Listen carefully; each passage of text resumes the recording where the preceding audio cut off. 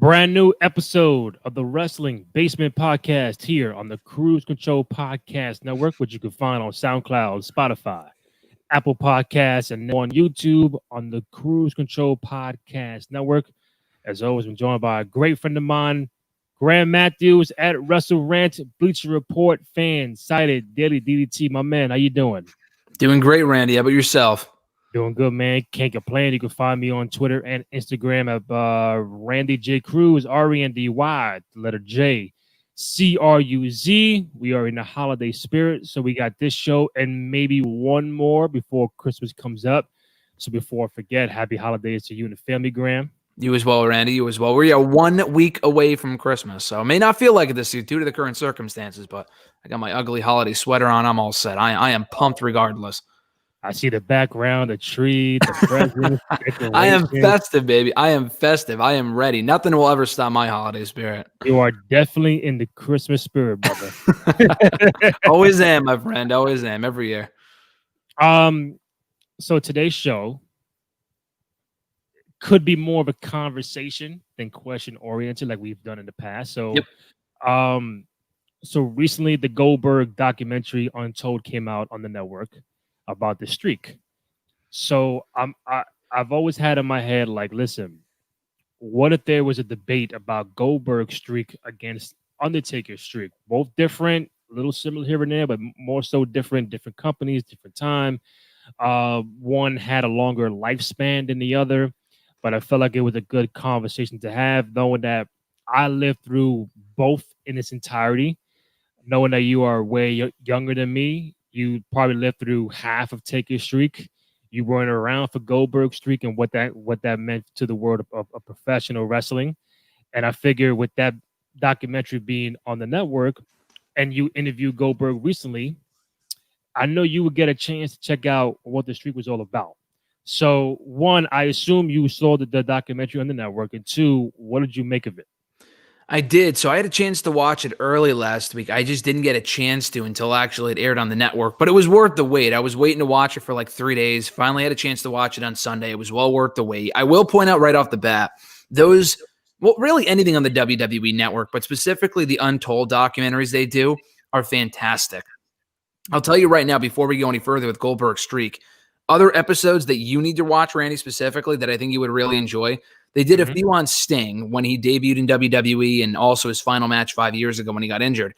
But they did one about 6-7 months ago on Karl Malone and Dennis Rodman in WCW. Did you see that one or no? Yep. Yeah. Okay, so that was from earlier this year. That was fantastic. That was another episode of the Untold series.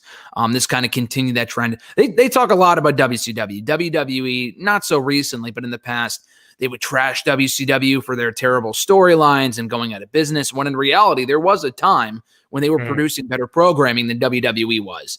And they created a lot of stars, including Goldberg. And I think this documentary, around 50 minutes long, really explores that, really gets into it, goes into how Goldberg got into WCW, how the streak came to be, how organic it was, the wins that he, scored over the course of a year and a half, and the ultimate ending of the streak. And again, with something like that, the documentary you would think would be shorter, but it actually goes on for about 50 minutes, which isn't a bad thing. I think they get a lot of cool interviews with that, as we were saying before we went live here. Goldberg, DDP is in there, which I was really happy to see just because he's been associated with AEW all year. So I feel like that was new footage, which was cool. They brought him in for it. And you even made the joke that maybe Goldberg said he wouldn't want to do it unless DDP was involved because they're really close. Right. But they were a part of it. Hulk Hogan archival footage from a few years ago. The voice of Eric Bischoff, which you had said it was from the old Monday Night War DVD from many years ago.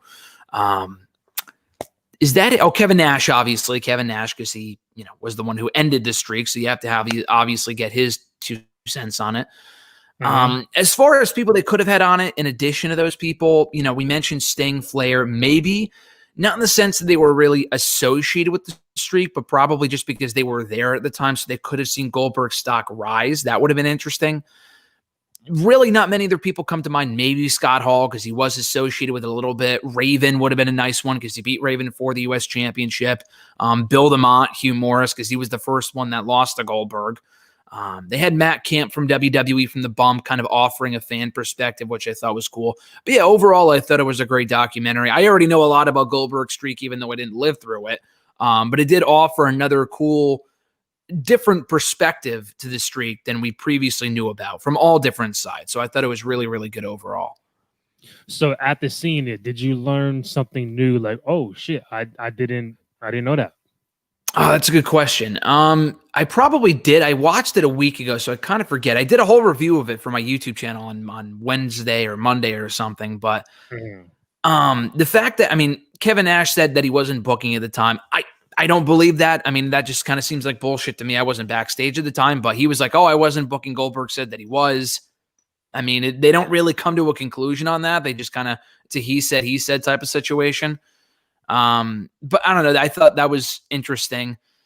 Other than that, Goldberg. I mean, this isn't really streak related. I didn't know this. This was one of the very first parts of the documentary when he said that his brothers and his father were actually football players. I did not know that. Obviously, Goldberg was with the Falcons. He got hurt, entered Mhm. wrestling when that didn't really work out. Knew all of that. Had no idea that it was kind of like a family thing that his dad was into it. His brothers were into it.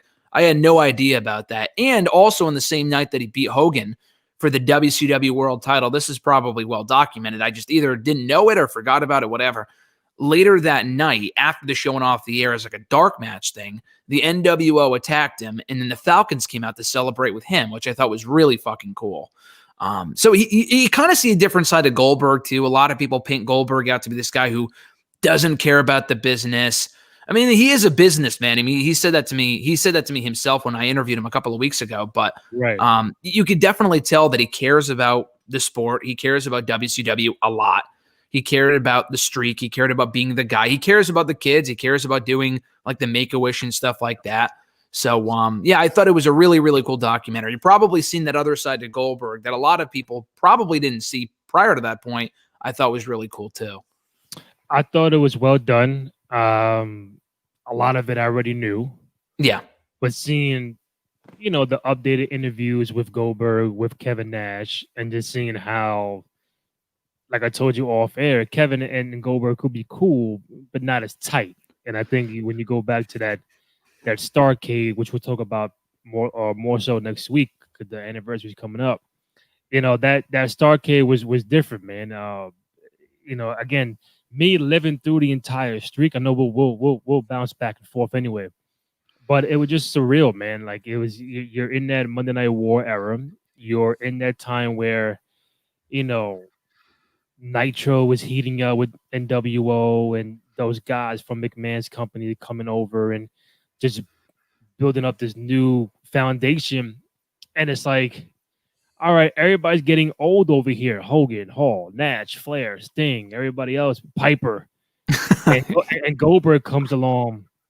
Young, he's brolic, he's bald, black tights. You get the similarities to Stone Cold right off the bat, because Stone Cold's Yeah. been around for like a year and a half at that point. But as you mentioned, as it was mentioned in the documentary, Goldberg wanted to be different than Stone Cold. Like, Yep. okay, he's gonna do this, and I'm gonna do my thing. And then ultimately, Goldberg did become different than Stone Cold. Stone Cold wasn't having those 2-minute matches and having the crowd all on their feet for the entire match and building a streak. And the reason why I brought up Taker's streak, because when you mentioned streak, you got to mention Taker and Goldberg. I know recently Oscar and everything, but I'll talk about the major streaks of wrestling Mhm. belong to Goldberg and Taker. So seeing that documentary, getting the flashbacks, getting like, oh, okay, I already know how Hogan felt about that night in Atlanta, dropping the belt to Goldberg, which is probably the biggest nitro they've ever had. Mhm. Some in hindsight can say, hey, you could have did that on a pay-per-view to Yeah, that get was. more I'm money. surprised they didn't get into that because I thought that was a pretty. I mean, I understand why they didn't get in, why they didn't do it on pay per view, but I'm surprised they didn't mention that. Like, oh, why didn't we just do it on pay per view? And here's why. I guess that kind of implied it, but yeah. Yeah. I mean, again, when you schedule Atlanta in I mean, July, there's no way you can't. Yeah, and I think I already knew that Goldberg found out watching live on Thunder. Hey, oh shit, I'm in a world title match with Hogan on Monday. Like that I was didn't know interesting. that. Yeah. And again, it kind of shows you how WCW was run at the time. A little flaky. They're on top of the world. Maybe not as focused as they should have been. I like seeing DDP on there. The classic Halloween Havoc story. Yeah. With their match and the whole fact that if you again like me watching Halloween Havoc live, that the pay-per-view, I think you noticed, but the pay-per-view went off the air at 11 o'clock. They didn't mention that in the I knew that, but they didn't mention that in the documentary on Untold, did they? No, but they mentioned it in the Rise and Fall of WCW documentary. That someone like me, if you're watching Halloween Havoc live that night, Yeah. Goldberg and DDP was about to start, or they started like for 1 minute and the air cut off. Like, oh shit, what the fuck happened? And what happened was they were still wrestling, but Yeah. everybody at home who ordered it on pay-per-view did not see it. So what happened was Yeah. they had to refund all that money back to everybody who bought the pay-per-view, and they had to air Goldberg and DDP live on Nitro the following night. So I'm not sure if you know that, but I'm like, damn, that puts me in that space. Like, oh shit, I remember that. And they were mad, they were upset, they apologized on Nitro the following night, and it was just a surreal time, man. And then seeing the documentary pushed me back into that perspective. Like, wow, like I know it's a short 1.5 year time span, but that time span just kind of elevated the company to new heights. I mean, it did. I mean, it was also the peak of WCW too, because after '99, that was really when it went downhill. Like literally within weeks, Goldberg's streak ended at the very end of December of '97 or '98. Mankind won the WWE Championship with all the viewers channel changing over to Raw literally a week or two later.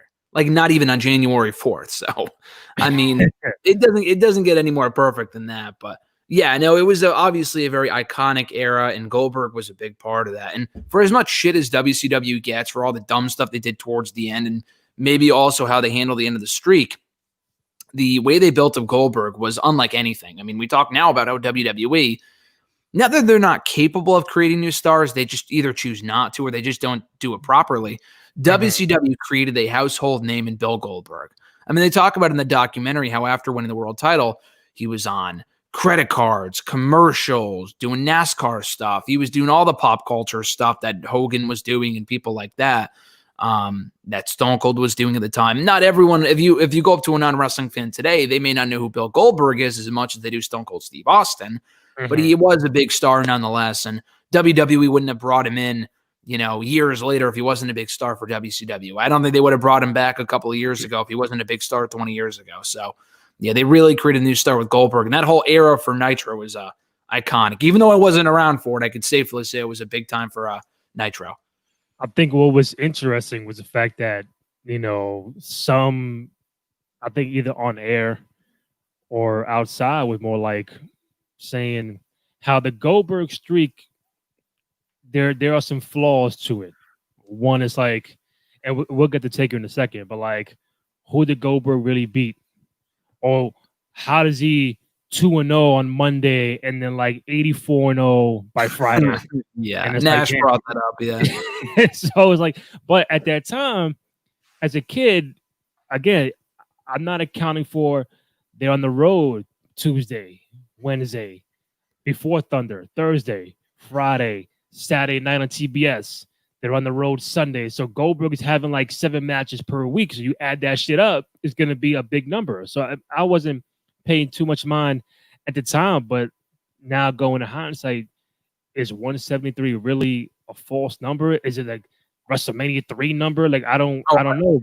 100%. Because, I mean, they even brought it up in the documentary. Well, that does make sense what you said. There were times where it would go from like, let's say 84 on Saturday to like 87 on Monday or 89 or something. Like they almost did. They inflated the number too much to the point where there were more matches being had than there were days in the week. So unless he's doing a double header on the weekends, that doesn't make a lot of sense, which we know that he wasn't. So, but the thing is though, they bring that up in the documentary. Kevin Nash brought up the two things that you just mentioned.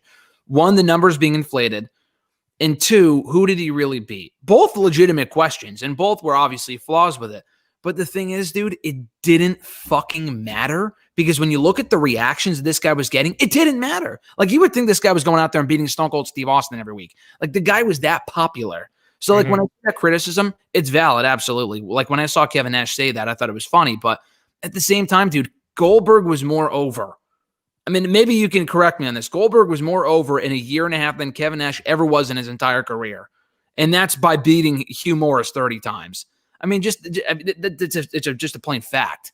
I mean, the guy really got over, regardless of who he beat. It didn't matter. He was undefeated, and people loved him. That's all that mattered. The one part in there that I felt like, was that during their Starrcade match, I think Kevin Nash had Goldberg in a hold. Oh, you're talking about Hogan? No, the icy hot thing. Is that what you're talking about? No. That's about Kevin Nash. Kevin Nash had like the submission hold on Goldberg. Oh, the arm bar. Yeah. And then Goldberg got out of it like in 2 seconds. So it was. I find it very interesting because Kevin Nash is a storyteller. He is. And in wrestling, you have to tell that story outside the ring and inside the ring. So he was trying to lay out this thing, this story. But Goldberg, the character Goldberg, was like probably saying like, I can't look like I'm defeated, or I can't look like I'm solved. I can't look like I'm hurt. So you put me in this arm bar. I gotta get out of it real quick. So that's where Bill was saying that I was still learning the business as we were doing it. Kevin Nash is like, dude, like you're kind of fucking what I want to do. Not saying I'm trying to hurt you. I'm trying to elevate the story, but you won't let me do my job. And that's where their disconnect kind of just went further apart. Yeah, no, I noticed that. That was another. Well, two things about that match I didn't know: the armbar spot and then the finish itself. I mean, obviously I knew about the cattle prod, but I guess the original idea was to have a policeman taser, and they didn't. So I didn't really get it. That was a bit of a disconnect for me. Goldberg wanted the cattle prod, but then DDP said it was more dangerous because it puts down like 1,000-pound animals or whatever. So they went Goldberg wanted a taser. He wanted the policeman taser. Right, Goldberg, yes. Okay. And they ended up using the cattle prod. But didn't they say like, oh, it would be more impressive if he went down with the cattle prod just because it's supposed to put down animals as opposed to I don't know. I was confused by that. Like why Goldberg said the second option was the cattle prod. He said I'd rather have the taser, but DDP was saying you can't really use a taser on a human. That's made for animals. So you can't really do that because he said I want it on my chest, whatever, on my body, but we can't really do that on a human on live television. So the cattle prod was more of a safer. Isn't a cattle prod used for animals though? Aren't they both? Are they both used for animals? I thought the taser was like the policeman taser, like you tase someone or something, like you shoot it at like a gun in the like you know what I'm saying or no? Exactly. So the taser it'll come out and then you just do all this, whatever. God forbid. Yeah. And then like cattle prod again. Maybe Hall used the cattle prod. I don't know if he touched Goldberg's body. Okay. Yeah. He probably made the noise, but maybe he never touched Goldberg's body. I don't know. Whereas with the taser, you kind of have to touch him. Exactly. Okay, that makes sense. Gotcha. All right. Yeah. That was what confused me. But yeah. The armbar spot was interesting, though. I think Goldberg didn't really comment on that. He's not like, oh, yeah, I didn't want to let him get his shit in or whatever. I'm assuming that was the shoot stuff of Kevin Nash's comments. And he kind of shoots straight more often than not. But yeah, no, the whole thing was interesting. And I've never seen the match, I don't think. So I'd have to go back and watch it. Was it even that good of a match or was it just a mess? Or do you remember? So you're saying you never saw Nash and Goldberg from Starrcade? I've never seen Nash and Goldberg full length, no. I would say see it. I'm not saying it's Hall of Fame classic, but I think it's okay. It's not like, let's put it this way. It's not Hogan and Sting from Starrcade 97. Like, that's just terrible. No, that was a different botch. That was totally different. No, I know. Yeah, well, I mean, from a match standpoint, though, Nash and Goldberg is better. I mean, obviously, it has to be. Yeah, okay. A little bit better. So it's not really the match that's the problem. It was just the finish that people had a problem with. Yeah, because like when they mentioned Disco comes out and Bam Bam comes out, just right off the back, all right, you already know some bullshit gonna happen. So if Nash gonna lose, it's some bullshit. If Goldberg gonna lose, it's some bullshit going on. So it wasn't gonna be a clean cut victory for either one of them. So, and now me, I'm watching it. I forgot Disco ran in. I forgot Bam Bam ran in. All I remember was Scott Hall with the fucking taser. Yeah. I forgot about Disco and Bam Bam. So again, I haven't seen that match in its entirety in a while. I will pretty soon, but and that my point that correlates now to Taker is that when Goldberg's saying that, hey, listen, man, I come to work. I, they say I'm gonna win. I win. They say I'm gonna lose. I lose. I didn't have too much skin in the game to say, you know what, I'm not doing that. Or what about this?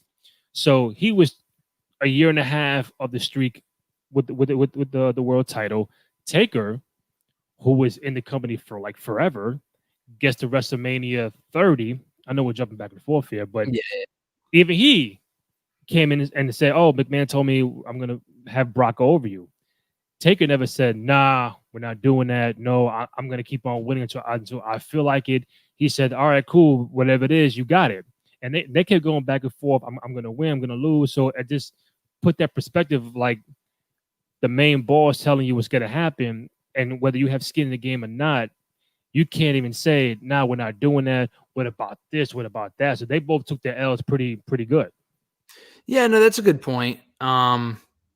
Yeah, just watching it back, I thought it was interesting because then again, there's no internet back then, so it's kind of hard to figure like, oh, what would the reaction was, and obviously they poop on it now, and people poop on it now, but like, were people that frustrated, like in terms like like they weren't throwing garbage in the ring afterward, were they when Goldberg lost? Like it was just like, oh, okay, like what was the was it like, oh shit, like he lost, or was it like, oh, that sucks? Like, do you remember? Or Nah, I think if you watch Starcade, people are cheering for Kevin Nash.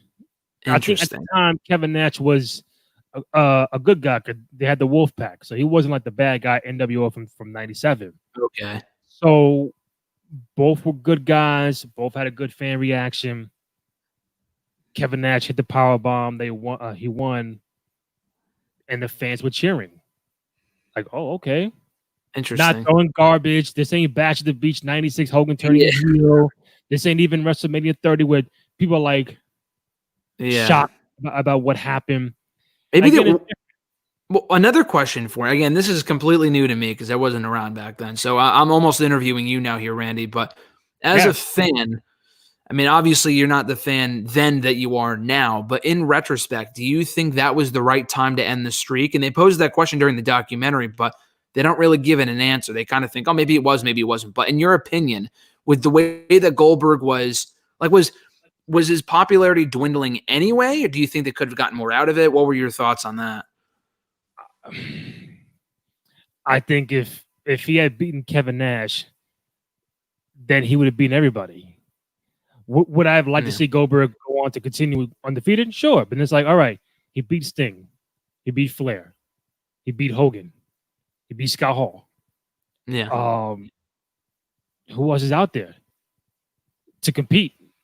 Yeah. And you're already 173-0. If you beat Kevin Nash, all right, are you going back to Glacier? You going back to Disco Inferno? Mhm. Who else is out there? Booker T, Jericho, the Guerrero. We can go on and on. Who else is out there for Goldberg to compete? He beat DDP. Yeah. So maybe to them, as Kevin Nash said, all right, when you get to a certain point, do you sometimes get tired of that guy winning all the time? It's like in basketball. Some people got tired of the Warriors winning all the time. They're great, but at home, oh man, are they ever gonna fucking lose a game? Yeah. Wrong, ever gonna lose?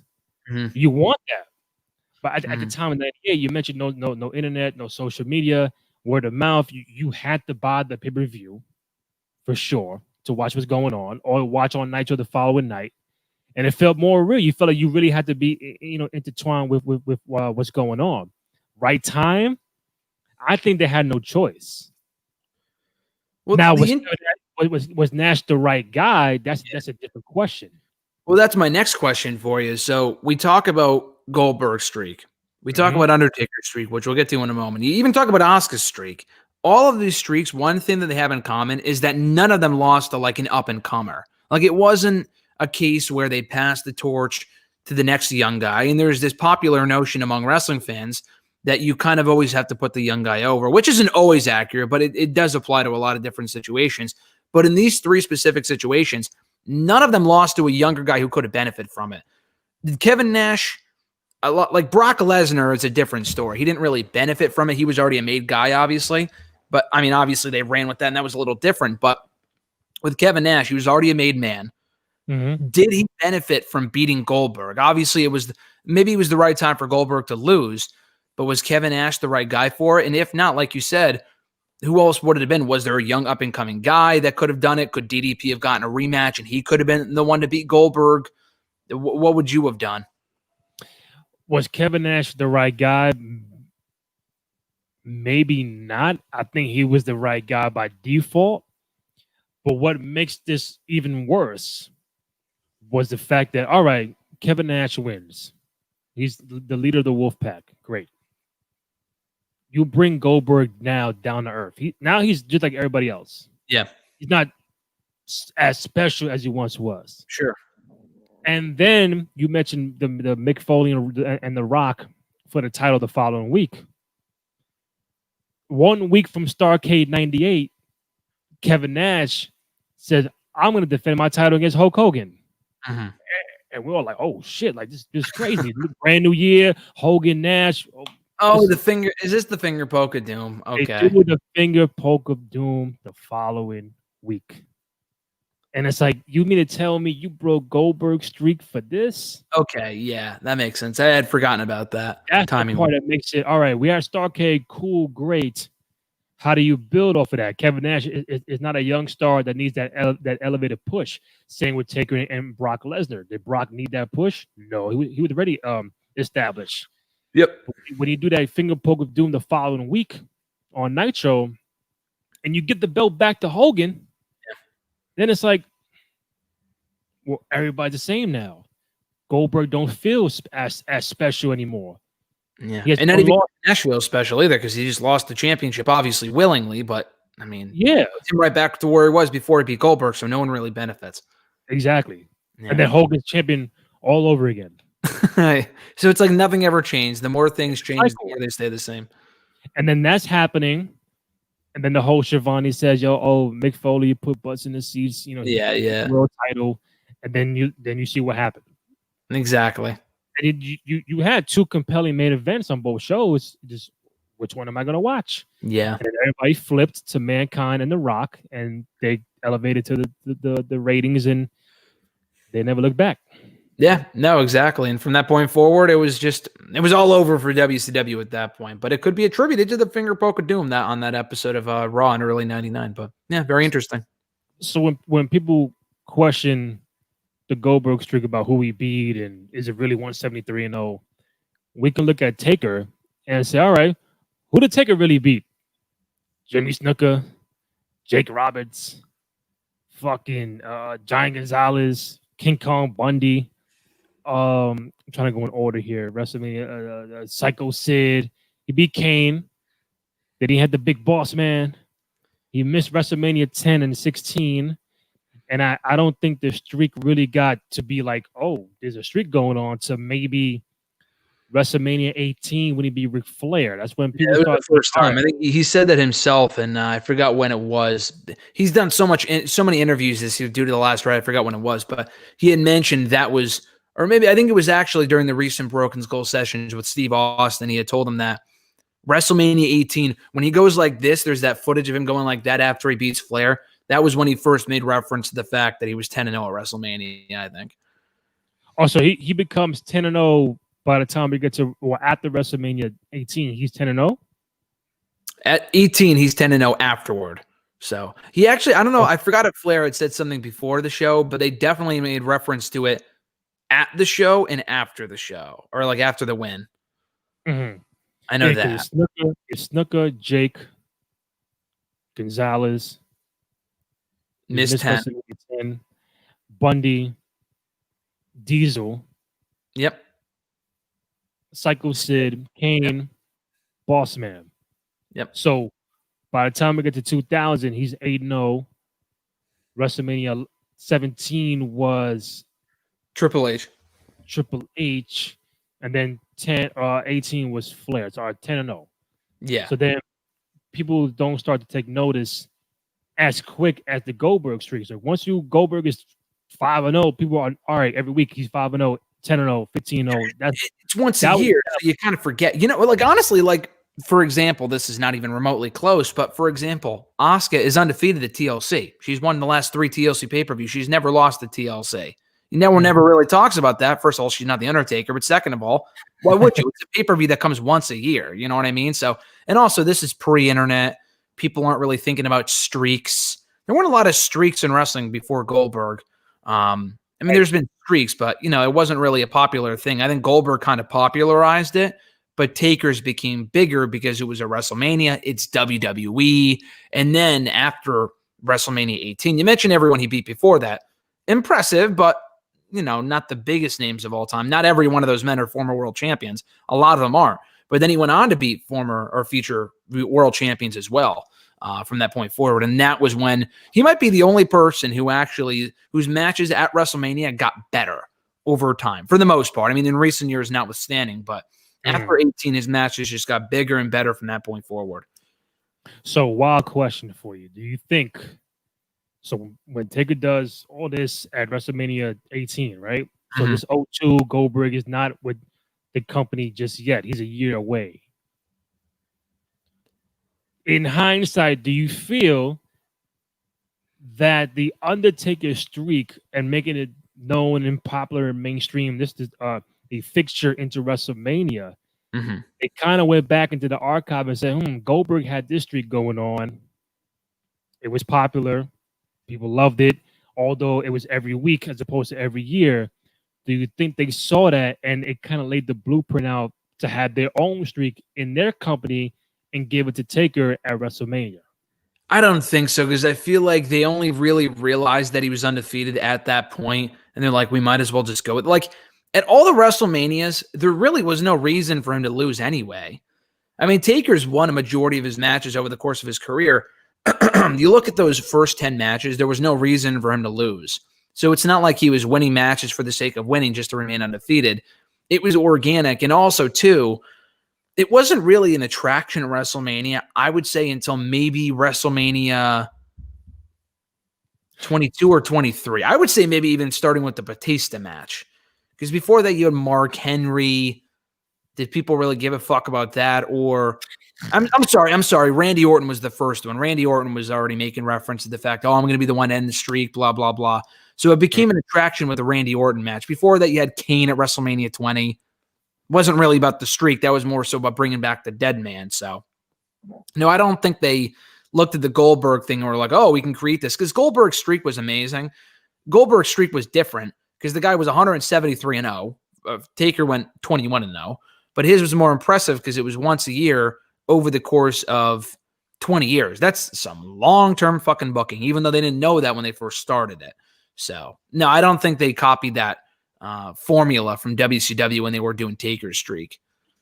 Okay, just to play advocate and have fun. How is Taker's streak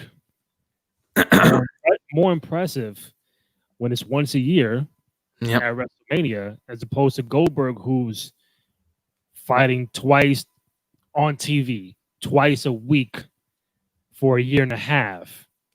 But then again, does it come down to who is he wrestling? Like Taker's getting Shawn, Hunter, these guys once a year. But Goldberg is getting somewhat to subpar talent every week. So why is the Taker's streak more impressive when Goldberg is out there wrestling more?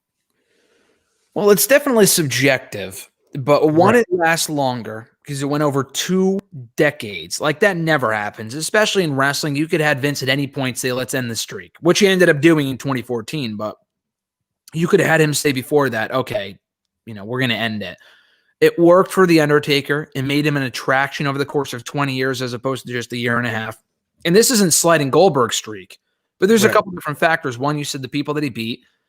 Goldberg, he beat a variety of people, had that one amazing night on Nitro and a pretty good reign as world champion. Taker rather, had a lot of amazing matches, had a lot of amazing opponents, had a lot of amazing moments. And it didn't make him into a star because he already was a star pre-streak. That wasn't really what got him to be the legend that he is. Even without the streak, he still would have been the legend, was The Undertaker. But yeah, the level of people that he beat, the shows that he had in that, the various storylines, there's a lot of things that go into it. And it was also the biggest show of the year. It wasn't just some random pay-per-view. And it made that more suspenseful. Like, who's going to be the one to beat The Undertaker? Could it be this year? Will it be this guy? With Goldberg, he was beating the same people every week. And to be honest, yeah, he popularized the streak. I will never dispute that. But you've had so many people, dude, over the last 10 years, I think, in WWE, go unbeaten. Walter has never been pinned one-on-one before. And no one really talks about that because it's NXT UK. I mean, there's so many people that MJF, for example, went undefeated for a year. Does that make him Goldberg? Absolutely fucking not. I mean, but he was also wrestling like every other week. Again, he was facing some big names. It's not Goldberg, obviously. It was a little different. But we see undefeated streaks so often nowadays, and it's so easy to do to keep someone undefeated for a year. It really isn't that difficult nowadays. Not that it wasn't difficult back then or that it was all that difficult back then, but it was just a different time. And again, the way they built up Goldberg was incredible. It really set the stage for future undefeated streaks. But Taker's wasn't about making a star of himself. Taker's streak, I think, was about making stars out of other people. It made a star out of Randy Orton, even in defeat. It put Edge on another level when they main evented WrestleMania in 24. It ended Shawn Michaels' career on the highest note possible. He worked with all those people over the course of the early years of the streak and whatever. In recent years with Bray Wyatt, Roman Reigns, who ended up beating him, among other people. So, yeah, that's why I say Taker's streak is more impressive, but that's not to say that Goldberg's isn't, especially since it was kind of the first of its kind. So if Taker's streak is more impressive, do we give the nod to Goldberg as the more impactful streak? And I ask that because Goldberg's streak came at a time in the Monday Night War era, with the ratings and everything, building a new star.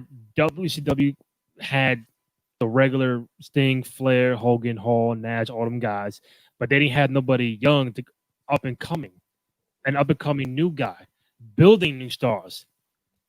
He comes out of nowhere, looking bland as ever, bald head, white guy, black trunks, go out there, do my thing, and get the fuck out. And people are like, yo, what was that? Yeah. And you do that for a year and a half, and you're building a new star. You're getting higher ratings. It's the middle of that big time era in the war, back and forth between Raw and Nitro, and it's like, without that happening for WCW, I mean, they could have closed doors way before they did in 2001. Mm-hmm. So if Taker's more impressive, the bigger impact, does that belong to Goldberg? That's a good question. Taker's is bigger just because of the people that he beat and for as long as it lasted. That'll go down as the greatest undefeated streak of all time in wrestling. Mm-hmm. Goldberg's, for where the company was at that point, I would probably say yes. It was more impactful just because it saved them probably from going under. It created a new star, gave them one of their biggest crowds up to that point on that episode of Nitro when he beat Hogan for the title, gave them some of their biggest ratings up to that point. It's on a smaller scale because WCW wasn't WWE, and it's not around today, so it's harder to say. Like they went under a couple of years later anyway, so it gave them a couple more years. I don't know. It's almost like, for example, Samoa Joe had one of the best undefeated streaks too. He went undefeated, I think, in Ring of Honor and TNA and whatever for like 3 years or something like that. It gave TNA one of their biggest buy rates of all time. Did that have a bigger impact than the Taker streak? For TNA, it did, but TNA is not WWE. So, I'm going to say yes, it does have the bigger impact, but just because it's on a smaller scale with WCW. Not in wrestling on the whole. Did it really change the wrestling landscape? Overall, no. It did for a while. It did for a brief bit, but it's not like Goldberg's streak won WCW the war. The war ended after the streak ended. So it helped them for about the entirety of 98. But that's really about it. It didn't change the overall lands. We're not feeling the after effects of Goldberg's streak 20 years later. Taker's streak, not even that we're feeling the after effects of that, but people still talk about it to this day. And I guess we're still talking about the Goldberg one too, but that's a tough one. That's a tough question. I could see an argument being made for either way. So I would assume, before we wrap it up in a few, I would assume that during this streak, the best match for Taker was WrestleMania 25 with Shawn. 100%. That's going out without saying. The best match in Goldberg's streak time could either be the one with Hogan or the one with DDP and Halloween Havoc. But I think Hogan gets the nod because Goldberg was U.S. champion at the time, still undefeated. Georgia Dome, 40,000 people live on Nitro. I think the best match for Goldberg during the streak was the Hogan match, right? Yeah, the Hogan match was bigger. The DDP match was better. Right. For example, Goldberg even said in the documentary that was the greatest match he ever had, was with DDP at Halloween Havoc. If it's a buy or sell question, if you got to keep one and erase one, you keep the Hogan match because that was what put him on the next level. If the DDP match never happens, Goldberg is still Goldberg. It just proved that he could go with a guy that's very good in the ring. So I would say the Hogan match was bigger, but in terms of the better in-ring match, it was the DDP match. That was the best match he ever had, period. So, again, knowing that I lived through both these streaks, saw both live. For you as a fan, when you get to WrestleMania 30 and see Taker lose to Brock Lesnar, one, are you shocked? Are you like, holy shit? Are you more like home, like, what the fuck just happened? Or were you more like, okay, he finally lost. Now we can get this shit, keep going further after that? Like, were you more like, or more like, damn, he lost, but it's to Brock. Why Brock? I was the former. I mean, I think most people were the former. I know a few people that were the latter. I know someone, my buddy RJ, was actually at WrestleMania that year, and he was like cheering when Brock won because he loved Brock Lesnar. But oh, really? Wow. Yeah. There's a picture of him cheering with the fucking Eat, Sleep, Conquer, Repeat shirt on after Brock won, which I thought was funny. But no, it broke my heart. I was really sad. I was really shocked, like most people. I wasn't sitting there crying like some people were, but I mean, I guess I get it, but that wasn't me. I've never really cried about anything wrestling related, but it was a big moment though. It was one of those things like, what the fuck did we just see? The more shocking is Taker. Like, that's not even a question. Goldberg's streak, because he wrestles every week, he has to lose at some point. He's not going to retire undefeated. Taker could have ended his career undefeated at WrestleMania. And it got to a point when you do it for 2 decades, dude, it gets to a point where people are like, okay, it's never going to end. It's just another year where he's going to win, and he's going to retire with the streak, intact. Obviously, there was always the chance it could have ended, but it got to a point where there were so many points where it could and likely should have ended, where it didn't, where it's like, okay, it probably won't now, and then it did. And then to Brock too. I mean, Brock, it obviously put him on another level, made him even more legit than he already was. And Brock, the thing is that people kind of forget Brock, although he was an attraction prior to the Taker match, he wasn't as special. Like, the aura that Brock has now would not be there if he did not end the streak. If I'm booking, I would never end the streak. That's me. I think a lot of people would agree. I think Taker even said the same thing in the Broken Skull sessions. And Steve Austin said the same thing too when they were interviewing each other and having that conversation. But before that match, though, Brock would come in, he would lose a match. He would win a match. He would do this. He was just winning back and forth. Like, he had the Punk match. Okay, cool. He comes back. He'll lose a match. He lost to Triple H. He lost his fucking first match back to John Cena. Why? That makes even less sense to me. Why the fuck would he lose to John Cena? That was ridiculous. But yeah, he was just another part-timer. He was like a Triple H, but Brock now is bigger than all of them. That includes Taker. When I hear, I mean, the gong too is special, but when you hear Brock's theme, shit's about to go down. And the same can be said for all the other part-timers, Cena, Triple H, Goldberg, Taker, blah, blah, blah. But it's just not the same. It's like, okay, cool. Here, who are they here to wrestle? Brock is like, okay, fuck. Like, what the fuck's going on here? So, and that's because of the streak ending, and that's even over 6-7 years later. So I was obviously shocked. I think we all thought it was a botch. People even in the back thought it was a botch. Even Kane said in the various Taker interviews that he thought it was a botch watching from backstage. And he was a little pissed that they would end the streak because a lot of people thought it should never end. But yeah, and then, to WWE's credit, they capitalized on it and they made Brock the biggest he had ever been, for the next couple of years. I still would have never ended it though. But then again, that comes back to my point earlier that maybe, you get to a point in both companies. All right, Taker against Brock Lesnar. If Taker beats Brock Lesnar, who's going to beat Taker? John Cena. He beat Orton. He beat Triple H twice. He beat Shawn twice. He beat Batista. I mean, like, who else is out there who he has not faced at that time? Could have been Cena. I don't know. But if you get to Brock and the same with Goldberg, you get to Kevin Nash and you win. Who else is out there? So I think they both got to a point, and this is where they're both similar. They got to a point where they both get a matchup, and it's like, all right, at some point, this is going to be looking unrealistic because if you beat Nash and you beat Brock, you might go undefeated forever. But as we know in wrestling, you cannot end your career undefeated. I mean, he could have.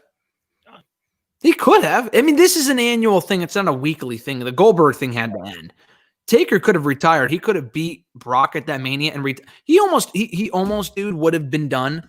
I don't know if he's ever spoken about this publicly, but the end of an air match of WrestleMania 28 when he and Shawn and Triple H were on the stage, that could have been it. Why not just end it at 20-0 and then leave? Like, he should not have continued his career after that point. There really was no reason for him to. So I think that he would have ended 20-0 and that would have been a perfect number. That's what I would have done. Because Vince said, hey, pal, I need you for WrestleMania 29. Exactly. And then 30, and then 31, and so on and so forth, and probably 37 if we're being realistic. But my thing is, if you lose at 30 to Brock, again, I don't know what Taker was thinking about ending his career at that point, but if you lose to Brock, that could have been it. Don't come back for Bray and Shane McMahon and Roman again. It's like, all right, if you take that one L, you might want to think about this retirement gig, but I wouldn't have kept it going once he lost at WrestleMania. That's just me. You would have had him retire there, you're saying? Like, whenever that first L would have been at 30, 31, whatever it was, once you take that first L, then it's like, all right, what else is it to do? I agree. And I said the same. I think a lot of people have said the same thing going into that. The reason why that didn't happen, though, and he said this on the Broken Skull sessions, was that he wanted to remember his last match. Because that last match, he got concussed during the Brock match. He didn't remember it. And the match fucking sucked. So if he lost after like a great match with Brock or Cena or Roman or something, if that's it for him, I think I would have been okay with that. If it's a very good to great match, which he was still capable of to an extent. And I mean, he was capable of that in 2014 because, excuse me, he had a great match with Punk the year before, so I know he could have done it. This is the Brock match. The circumstances weren't great. He got concussed, injured. The match was terrible. So that's why. And he's a big person about ending his career on a high note, which is why he's seemingly done after 36 with Styles because the Boneyard match was so good. Yeah, I mean, I would have ended it there. If the match was better, I would have had that been it. Again, like you said, who else is there for him to be? Even Vince said that to him. Vince went up to him and said, hey, listen, if it's not Brock this year, who's it going to be? Like, I mean, how do you beat Brock and then continue on when you're fucking 50 years old?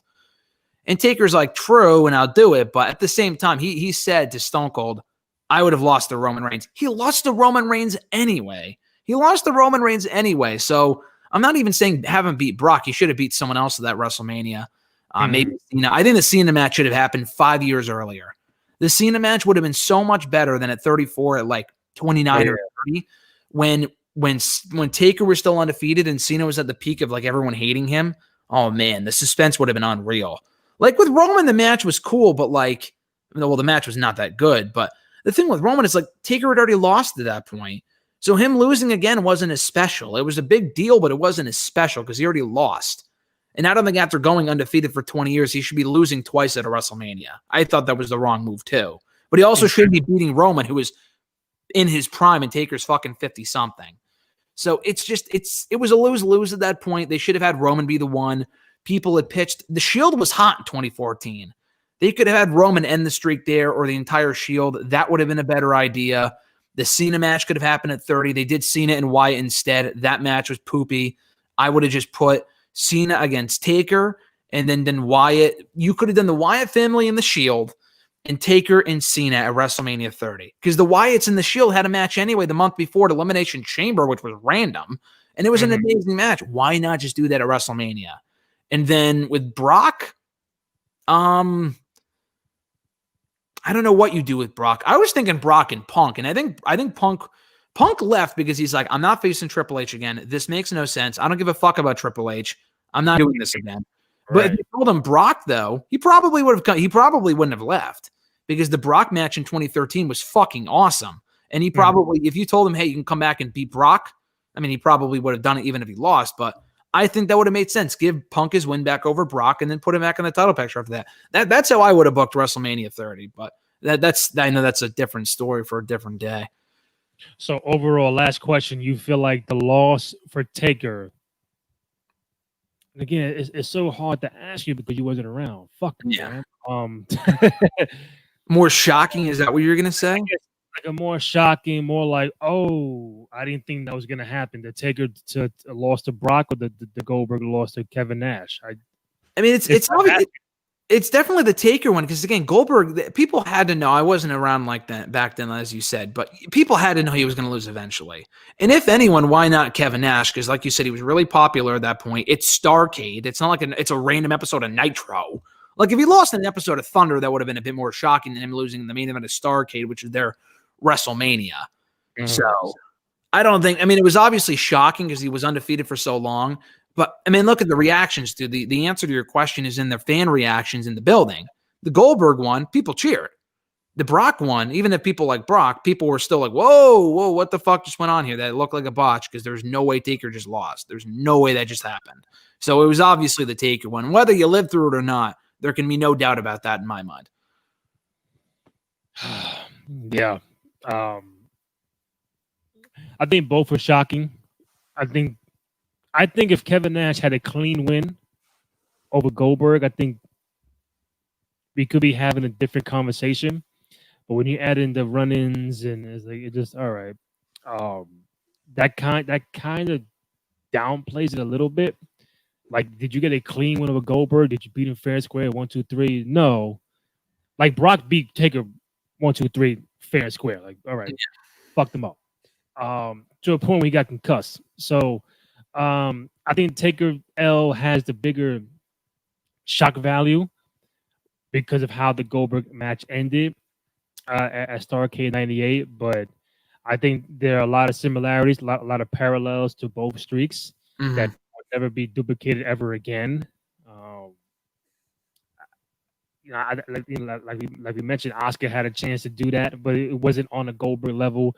It wasn't on a Taker level, and people still get upset about her going on second at WrestleMania 34 and losing to Charlotte. So it's like, all right, how much did you really care about the streak? You know? Yeah. Yeah, no, I understand. Yeah. And I think you weren't there, right? At 34, or were you? No, I was there at 33 and 35. I wasn't there at 34. Yeah. So I was there at 34. Well, the Asuka one was a big deal. People were shocked when she lost, but it shouldn't have been I mean, Charlotte wasn't a bad idea, but I wouldn't have done that. Dude, the thing is that she was undefeated. You have to remember, too, a majority of her streak, Taker's was at WrestleMania. Goldberg's streak was in WCW. A majority of Asuka's streak was in NXT, which a lot of people were not watching at that point. So when you hear she's undefeated, it's like, okay, cool. Like, for example, you probably weren't watching NXT Weekly at that point. You don't really know who Asuka is until she comes up to the main roster. You know who she is, but you don't really know who she is. So she gets called up. It's like, okay, cool. She's been undefeated for 2 years. She goes undefeated on the main roster for 6 months. It's kind of like a reset button. When you get called up, it's a reset button. They continue storylines, but a lot of people are not going to know who the fuck you are. And then she loses 6 months later. I would have had her go undefeated for another year before she faced Ronda Rousey or something, but that's just me because I feel like the aftermath was terrible. The Asuka loss made no, and then she fucking tapped too. She wouldn't even get pinned. She got tapped out, made to look like a loser. And Charlotte and she went on second. She went on second, and then Charlotte beat Asuka, and then she got pinned by Carmella like 2 days later anyway. And then it just, I don't know. It was just really stupid. I would not have done that. I guess it was better than Carmella being the one to beat Asuka, but it was, I mean, it was a great match, but I thought that finish was really stupid. Even years later, I think it was, I thought it was really dumb. What was if you know offhand, what was her record? If you know, Yeah, that's a good question. They didn't boost the numbers. They just said days, like, oh, she's been undefeated for X amount of days. It wasn't like Goldberg's where they did the numbers. They did say how many matches she did win, like right before Mania, or at some point they talked about the numbers. If you look it up, you'll probably find it. She had gone undefeated though from April of 2018, which is when she lost. The streak started in October of 2015. So that's 2.5 years right there. That's a long fucking time. He was probably like 100 and I don't know. The funny thing is that she was probably 150-0 or something like that, but they weren't also counting house shows, I don't think. I think they were only counting televised matches. I'm not sure what the exact number would be. 914 days. Yeah, I know that. Yeah, the days make sense. Yeah. They kind of go by days because matches are hard to count when you're like accounting for house shows and stuff like that, and sometimes those don't count, so it's a bit tougher to count those, I think. Yeah, I think it was cool to talk about this streak stuff, get a different perspective on, at least for you, with the Goldberg stuff to get you up to date. And I know you probably check out Starrcade 98 at some point in time the next week. We're going to try to do one more basement show before Christmas that ties in Starrcade 90, both 97 and 98. So that'll be fun with the anniversaries coming up. It's amazing how they have back-to-back Starrcade main events that just like what the fuck? I don't know. Yeah, exactly. Yeah, I know. Oh, really? It's crazy. Oh, yeah. That Starrcade 97 one should be fun with Sting and Hogan. Obviously, 98 with Nash and Goldberg. When you say back-to-back, you got to count back-to-back-to-back. You got to count 96 because wasn't 96 Hogan and Piper? And that was terrible, too. Wasn't it? Or what was the 96 right. one? I think it was Hogan and Piper, and that one was not good. Right. Bro, you're right, because real quick. Didn't Piper win by countout or something? Piper won it was for the title. Oh, no. If I'm not mistaken, it was for the title. I think Piper put Hogan to sleep. But they said Piper won the match, but not the title. Something like that, yeah. Really fucking stupid for their biggest pay-per-view of the year. Yeah, that's some dumb shit. Y'all forgot about it. I don't even know what happened at 99 Starrcade. After 98, it was more like. Yeah, no one really remembered those final years. It was probably like Steiner and Jeff Jarrett or something like that. Y'all forgot about 96. Piper won the match, but could not win the title. I have no idea why. If you win by a sleep hold or submission, you win the match, right? Yeah. I don't know what the fuck happened. No, apparently not. On WCW's book. Yo, that's crazy. Triple threat, 96, 7, 8 Starrcade. I don't know what the fuck they were doing, but they push into perspective that they were just doing shit to do it and not really being focused about what you're putting out there does not look correct. Yeah. Crazy. Yeah. They just didn't give a shit at that point. They just didn't care. I mean, for as much shit as WrestleMania gets, I don't know if you can find 3 consecutive piss poor main events like you can in 96, 97, 98 for Starrcade. At the big at your WrestleMania. Exactly. Of your schedule. Yeah. Imagine doing that at WrestleMania, whatever, 3 years in a row. Like, yo, what the fuck, man? You never hear the other. That's similar to like Roman Reigns main eventing 3, 4, 5 years in a row, and everybody bitching about it. Yeah, exactly. Exactly. Graham Matthews, Bleacher Report, Fansided, Daily, DDT, on Twitter at WrestleRant. You can find me at Randy J. Cruz, RENDY, the letter J, CRUZ. Find the podcast on SoundCloud, Spotify, Apple Podcasts, and now on YouTube at the Cruise Control Podcast Network. Go ahead, download, rate, comment, subscribe, all that good stuff. If you're a fan of the show and like this nice basement t-shirt, right angle. There you go. ProWrestlingTees.com. Go ahead, show some love and support. Graham Matthews, my man, thank you and I appreciate it. Happy holidays to you and the family. Thank you, Randy. Have a great one. Happy holidays to you as well, and I'll talk to you soon. All right, man. Take it easy.